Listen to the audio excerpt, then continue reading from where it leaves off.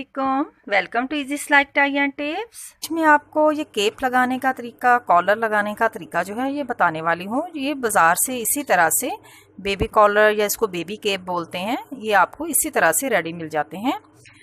और ये भी बताते चलो कि ये दो शेप्स में होते हैं। एक इसमें बिल्कुल राउंड शेप इस तरह से होती है, टेढ़ी सी, वो गोल गले पर लगती है। और ये इस तरह से जो बिल्कुल सीधे होते हैं ये वी शेप पर लगती है, वी नेक पर ये कॉलर जो है ये लगता है। एक तो आपने ये चीज़ का ख्याल रख लेना है। दूसरा, आपने इसकी लेंथ जो होती है, अगर तो बहुत छोटे बच्चे के लिए बना रहे हैं तो आप केप का साइज़ बिल्कुल वही लें जो छोटे वाला साइज़ जो गोल में होता है। लेकिन अगर ज़रा बड़े बच्चे के लिए बना रही हैं तो ये फ्री साइज़ होता है। इसको आपने फिर नेक के हिसाब से कटिंग कर लेते हैं, इसका कोई इशू नहीं होता है क्योंकि ये गोल नहीं है। इसको हम जितना चीज़ में आए उतना हम इसको लेंथ में कट कर सकते हैं, इसका ये फ़ायदा होता है। तो चलें सबसे पहले शर्ट के ऊपर नेक की कटिंग करते हैं। इस कॉलर के लिए मैं नेक की चौड़ाई जो है वो 2 इंच ले रही हूँ। आपने अपने बच्चे के हिसाब से लेना है। ये तकरीबन 2 साल की बच्ची का है, इसलिए मैं नेक की चौड़ाई जो है वो 2 इंच चौड़ी ले रही हूँ।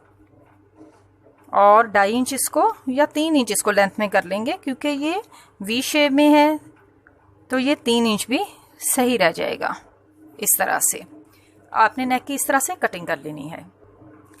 यूँ नेक को कटिंग करने के बाद आपने इस शर्ट की बैक साइड पर अगर पट्टी बनानी है, क्योंकि बच्चों की नेक जो है वो थोड़ा मुश्किल निकलती है, तो बैक साइड पर आपने पट्टी ज़रूर बना लें। इस तरह से पट्टी बनाने के बाद हम इसके पहले कंधों को जोड़ेंगे। दोनों कंधों को जोड़ने के बाद फिर बैक की नेक की कटिंग कर लेंगे, उसके बाद हम कॉलर को लगाएंगे। इस तरह से बैक को जोड़ लिया। अब हम इसकी नेक की कटिंग कर लेंगे, बैक वाले की। जितनी हम लोग रेगुलर कटिंग करते हैं बिल्कुल आपने उतनी ही कटिंग करनी है, ज़रा भी कम या ज़्यादा नहीं करनी है। मैं तो तकरीबन 1 से 1.5 इंच चौड़ाई में बैक की कटिंग जो है वो कर लेती हूँ।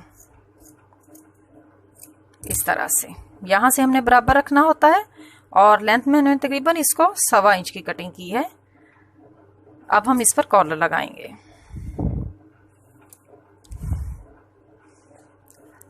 अब हमने कॉलर जो है वो एक साइड पर लगाना है, तो इसको इस तरह से बिछा लें।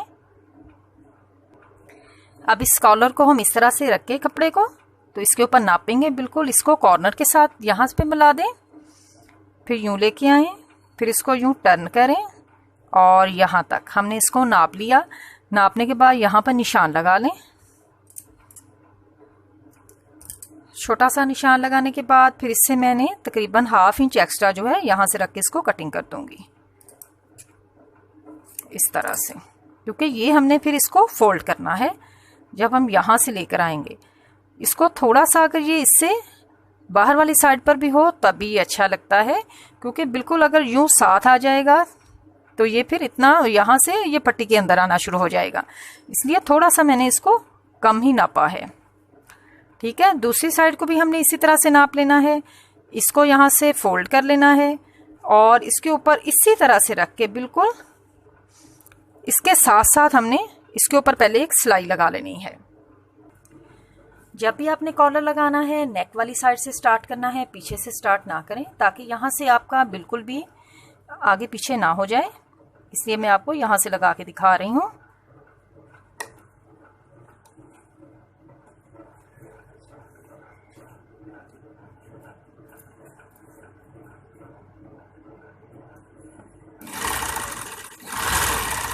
बिल्कुल किनारे से थोड़ा सा हट के सिलाई लगा लें।